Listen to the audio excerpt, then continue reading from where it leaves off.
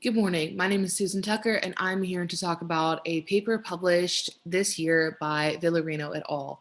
You can see the title here. So I'm sure some of you remember in early 2020, COVID began popping up everywhere, and Santa Clara County was no exception.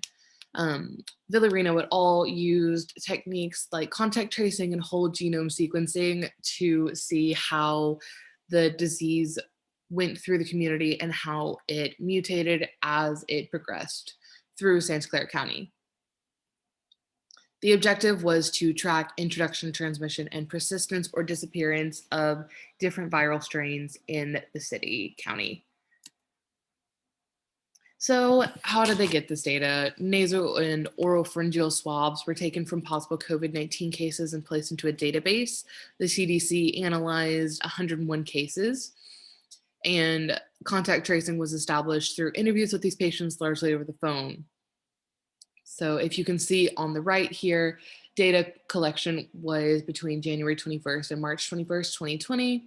And there were 558 confirmed cases in the county, but only 101 had enough genomic data to undergo whole genome testing. So controlling confounding factors. The authors didn't go into detail about the analyses that were done to control for these factors, but they did state that there was no statistically significant difference in sex or race. However, patients were more likely to be older and have severe cases. They thought that rather than COVID only attacking older people, they thought that since there was a limited amount of testing in the first quarter of 2020, this was likely due to prioritization of hospitalized patients, since older people and severe cases were more likely to be hospitalized in the beginning of the pandemic. So, for potential biases, there was information bias. Patients were asked to remember events they went to, who they were in close contact with, and the date of these events. This also would likely be before their diagnosis. And I don't know if you guys can remember everything you've done in the past 5 days to a week, but I can't. Um, then the study was also limited to participants who were able to be tested in the early days of the pandemic. There were also 3 decedent cases who had died of unknown respiratory disease. So that shows that there could have been some selection bias just from the limited resources available to us at the beginning of the pandemic. Lastly, there was some possible misclassification, undiagnosed or underdiagnosis by physicians early in the pandemic.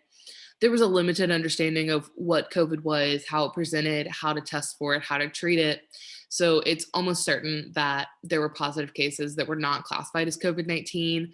I told you that there were 3 decedent cases studied here that had been biopsied. So if there were these 3 cases that went undiagnosed until after death, it's almost certain that there were more.